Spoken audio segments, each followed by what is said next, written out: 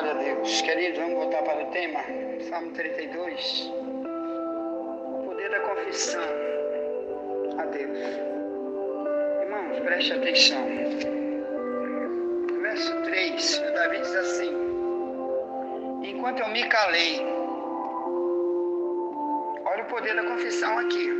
Ele disse: enquanto eu me calei, envelheceram os meus ossos pelo meu bramido em todo dia, porque de dia e de noite a tua mão pesava sobre mim. O meu humor se tornou em sequidão de estio.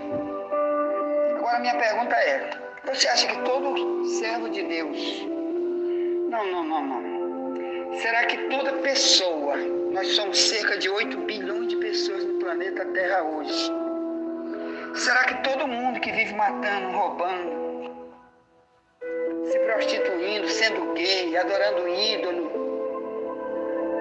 se vingando, fazendo as maldades que Deus disse que o servo de Deus não é para fazer, para poder ter um relacionamento com Deus? Será que todos, quando erram, eles sentem isso aqui que Davi sentia? Não, irmão, aqui está falando de uma pessoa. Quando ele tem um estrito relacionamento com Deus, dentro dele, ele sente. É isso que Davi está tentando falar.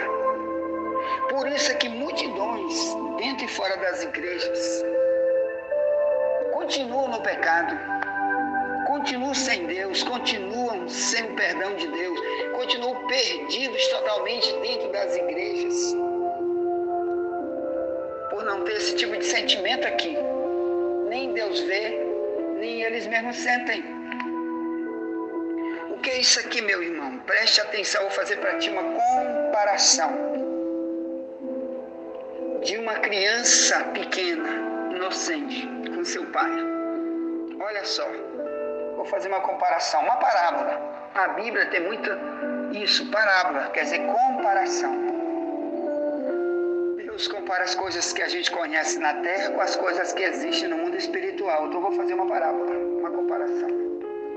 Quando eu era criança, meu irmão, tinha cerca de 10 a 12 anos de idade, o meu pai comprou um aparelho de som, novinho, zerado. E nesse dia ele trouxe esse aparelho lá para casa, para você entender isso aqui, ó. O que é um relacionamento de alguém de verdade anda com Deus. É igual uma criança. Jesus disse: se tu não te tornar como uma criança, tu não pode entrar no céu. Mateus 18, 3. Então, olha só. O que Jesus falou, meu irmão, sobre isso aqui. Eu vou contar esse testemunho. Quando eu era menino, então papai comprou, papai ainda era vivo, comprou esse aparelho de som. E no dia que ele trouxe, ele tirou da caixa, botou ele lá em cima, mas nem abriu, nem ligou, porque ele tinha que sair rápido para fazer alguma coisa, foi embora. E nesse dia foi todo mundo embora com ele e eu fiquei sozinho em casa. Ele tinha que sair rápido para resolver não sei o quê. E os outros foram com ele. Minha mãe, meus outros irmãos, hoje estavam estudando. E eu fiquei. A minha curiosidade foi de quê? De mexer na radiola. Chamava-se radiola. O nome daquele aparelho de som. Para cá, para o Maranhão, chama-se radiola. E eu fui mexer no aparelho, quebrei, porque antigamente não existia CD, DVD, não existia internet. Hoje eu tenho cerca de 60 anos, mas na época eu tinha 12. Então não tinha internet, nem celular. O que aconteceu? Eu fui mexer na radiola e quebrei. Quebrou literalmente. Ali chama-se braço de radiola, aquele negocinho que a gente bota em cima do disco. Antigamente era disco, né? Hoje tem pendrive, tá não sei o que, não. Antigamente era só o disco. Não tinha, nem CD não existia ainda. Aí eu fui mexer naquele braçozinho que bota para tocar em cima do disco, quebrei o disco. Quebrei o braço. Na mesma hora aquilo veio na minha consciência: eita, meu Deus, vai se zangar comigo, ou meu pai. Deus para mim não existia, eu não era aprendiz, ninguém nunca ensinou sobre Deus. Então era eu e meu pai. Quando eu quebrei, eu não pensei da minha mãe, eu pensei do meu pai, porque ele era muito duro. Meu pai se zangava e ele trabalhava muito duro para ajudar a gente, para sustentar, e trabalhou muito duro para conseguir aquele aparelho de som para comprar. Então com certeza ia se zangar. Eu não sei como ele ia me tratar quando ele chegasse. Então sabe o que eu fiz, irmão? Sabendo que ia ter algum tipo de revide da parte do meu pai, eu fugi e subi num pé, uma árvore chamada genipapeiro, que tinha no meio do quintal, e fiquei escondido lá em cima. Mas de lá dava para ouvir tudo que estava acontecendo dentro da casa. Não demorou muito, o papai chegou, buzinando o carro, bebê, bebê, chegou. Pronto, ele estava me chamando. Mas eu não fui, com medo, sabendo. E eu tinha naquela época uma criança de 12 anos, 10 anos, 12 anos. Ele era muito mais inocente do que hoje, uma criança de hoje, de 10 a 12 anos.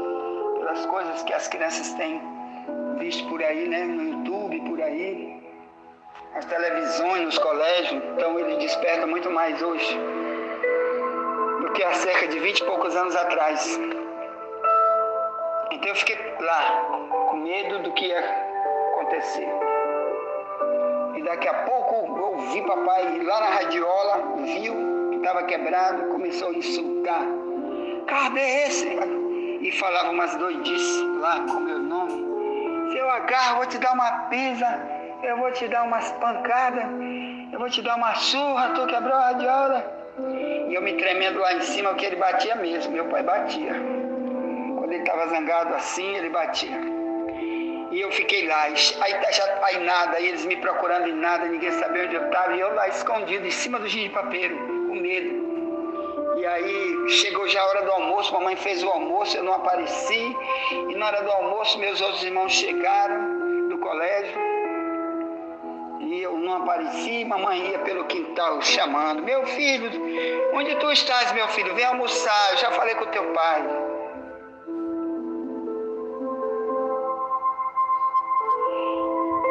A minha mãe sempre foi assim, meus irmãos, apaziguadora, ajudadora da gente. Meu filho, onde tu estás? Tu estás escondido, eu sei. Vem, ele não vai te bater, não. E aí foi como eu estava com fome mesmo, já era quase 1h da tarde, eu escondido ali, trepado. E eu resolvi descer. Ele, mamãe, eu tô aqui.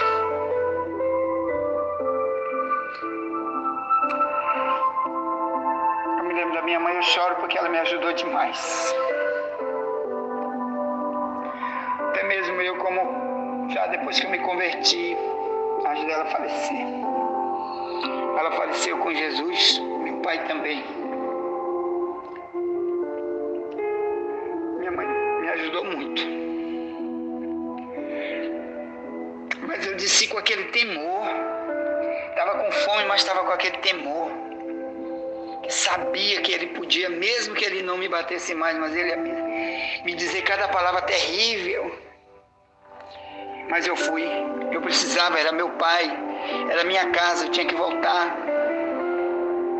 E fui enfrentar. Aí ele chegou e perguntou, quem foi que quebrou isso aqui? O que eu disse? Fui eu, papai. Me perdoe. Ele perdoou, mas ele disse mais duas doidices pra mim. Tu sabe quanto custa essa radiola? Tu sabe quanto eu gastei? E não sei o que, não sei o que. E eu comecei a chorar. Mas eu tive que responder aquilo ali. E é isso aqui que eu quero falar para você, meu irmão. Fica dentro, quem tem de verdade um coração novo. Amanhã o tema vai ser isso, ó. 1 João 3, verso 9. Quem é nascido de Deus não vive no pecado. Vai ser o tema de amanhã. O novo nascimento. Então, presta atenção que eu vou dizer. Quando você se relaciona intimamente com uma pessoa, como um filho inocente, você se sente, meu irmão, quando você erra, você sabe, você tem algo chamado consciência. Esse é um grande termômetro para você dizer se tem Deus ou não, se tem relacionamento com Ele ou não. Algo na tua consciência fala. E muitas vezes te leva até a chorar por causa desse relacionamento perdido, bloqueado. E você sabe então que para não continuar bloqueado, você tem que confessar, você tem que se voltar, não pode ficar mais longe nunca, tem que se voltar para Ele. Assim é no casamento, imaginou um marido e uma mulher que se amam demais, demais, demais. Um faz alguma coisa para o outro. Claro que quem se ama demais, ele não pode fazer nada intencional. Ele não faz intencional. Ele faz sem querer, mas mesmo sem querer. Tem as brigas, né, dentro de casa. Mas o que é que ele quer? Para esse relacionamento não ficar bloqueado, o que ele quer fazer? Sempre ele quer estar voltando-se para aquele relacionamento com amor, para continuar com amor. Então ele confessa. Olha, por exemplo, você quebrou isso aqui? Eu quebrei. Mas não fiz porque eu quis. Ou então vamos dizer que eu quebrei porque eu quis. Porque tem coisa que você quebra porque quer. Entendeu? Olha, irmão, aquela madeira ali, você precisa usar para alguma coisa? Eu ia usar. Como ontem aconteceu um negócio aqui com minha esposa. Eu me zanguei na mesma hora com ela. Foi anteontem. Eu tinha pego uma caixa de abelhas dali, de um lugar onde estava, levei para outro lugar que eu crio abelhas, você que está comigo sabe. Então eu coloquei ela num quarto fechado, para me fazer um tipo de tratamento com ela, com a caixa de abelha. Mas eu não falei para minha mulher antes que eu tinha colocado lá, e aquele quarto lá era o local onde ela guarda certas coisas. As abelhas não tem ferrão, não mexe com ninguém, mas o problema não foi isso, é porque ela abriu o quarto e ela mexeu na caixa, ela tirou a caixa de abelha e botou no chão. Quando ela me disse aquilo ali, poxa, por que tu não me disseste que a caixa de abelha estava lá? Eu nem me lembrei de falar para ela. Eu nem pensei que ela ia mexer naquele quarto naquele dia. Aí aquilo me zangou demais, porque tudo que eu ia fazer eu não pude fazer. Ela abriu a porta e a abelha saiu, foram embora. Mas eu dentro fiquei tão chateado com aquilo. Mas tu devia me dizer, não, meu irmão, tá bom, me perdoe, entendeu? Me perdoe, porque não foi tu que fez o mal, quem fez o mal fui eu, que eu botei aí sem te falar. Mas tem essas coisas no casamento, irmão, a gente se chateia muito com o outro, assim como um amigo com o outro, quando é amigo de verdade. Você não quer perder o relacionamento, então às vezes se abre mão de muitas coisas e se volta de novo pro relacionamento. Assim é com Deus. Mas com Deus você tem que confessar que errou. Amém? Deus exige confissão. Amém? Glória a Deus. Deixa eu te avisar uma coisa. Um dia, meu irmão, hoje, multidões, ninguém quer viver sobre essa questão de confissão de seus pecados. Mas um dia todo mundo vai ter que confessar, sabia? A Bíblia diz que um dia Deus vai ser o juiz, Ele vai chamar nossos pecados, todos, para a gente dar conta deles. E principalmente aquele que não quis que Jesus fosse seu Senhor, ele vai ter que confessar. Diz a carta de Paulo aos Filipenses, capítulo 2, verso 11, que um dia todo o joelho vai ter que se dobrar diante dele e confessar que Jesus Cristo é o único Senhor. Senhor quer dizer dono. Porque aqui Deus não pode ser o dono de ninguém, a maioria. Deus não pode controlar, não pode ensinar, Ele não deixa. As pessoas não deixam, as pessoas não aceitam, rejeitam, porque querem amar o pecado, querem se atolar na lama, se apaixonaram por suas escravidões, ficaram cegos demais para entender o futuro, a vida eterna, para enfrentar o julgamento, ficaram cegos totalmente. A Bíblia diz que o diabo cegou eles. Mas eles vão ter que enfrentar um dia essa confissão. E eles vão se ajoelhar e vão dizer que Jesus é o Senhor. Sabe o que diz isso, Filipenses 2:11? Esse julgamento final é porque Senhor quer dizer dono, quer dizer, aqui Deus não pode ter controle, mas um dia Deus vai controlar a humanidade toda, principalmente os que morreram. Deus vai trancar todos em um lugar X para o julgamento. É como hoje, irmão, as leis do país dizem: não matarás, não venda maconha, não seja um político desonesto, não seja um juiz falso, safado, corrupto. Quer dizer, mas hoje ele faz o que ele quer da vida dele, mas na hora que a justiça pega e ele enfrenta o verdadeiro juiz, o verdadeiro julgamento, ele fica ali, ó, trancado. Agora quem manda sou eu, quem manda é a justiça. Você está trancado aqui, ó, para ouvir e vai receber sua sentença. Agora o dono não é você que manda. Agora vai ter a sentença. Você viveu, fez o que quis da sua vida. Agora vai enfrentar, parado, calado, com direito a responder só quando eu te perguntar. Assim vai ser um dia, meu irmão. Se nós hoje não queremos confessar para poder dar conta para Deus da nossa vida, um dia nós vamos estar parados diante dele, num tribunal. Diz a Bíblia em 2 Timóteo 4:1 e 2, que Cristo vai julgar os vivos e os mortos na sua vinda e no seu reino. Então, meu irmão, todas as pessoas vão confessar um dia. Hoje não confessa porque não quer abandonar o mal, quer viver no mal, mas um dia todo mundo vai ter que se ajoelhar. Olha aqui também, Paulo diz aqui, ó. Pega aí, Romanos 14, a mesma coisa. Aqui, ó. Romanos, carta que Paulo escreve aos cristãos que moravam em Roma, diz assim, ó: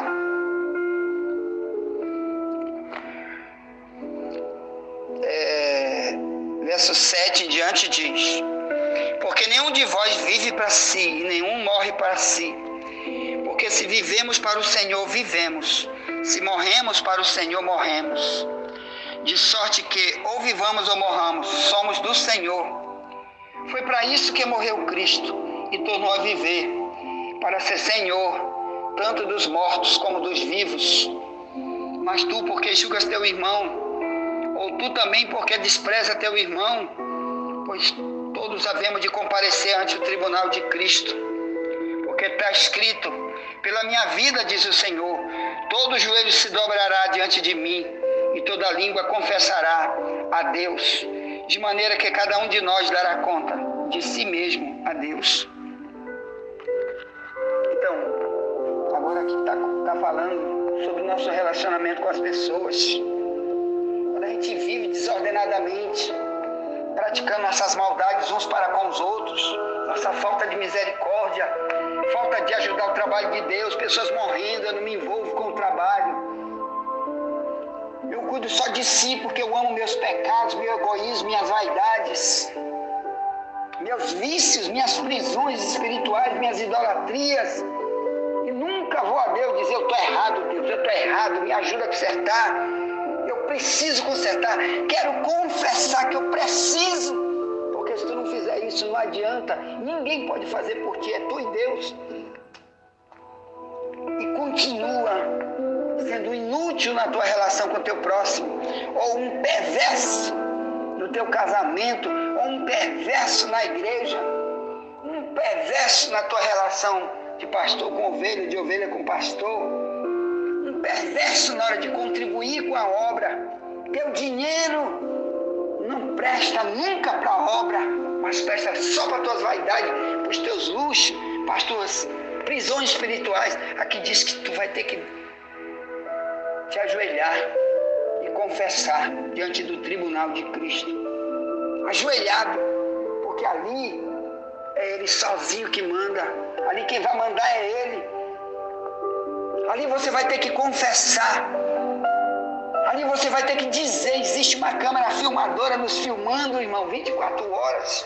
Provérbio 15, verso 3, diz: os olhos de Deus estão em todo lugar.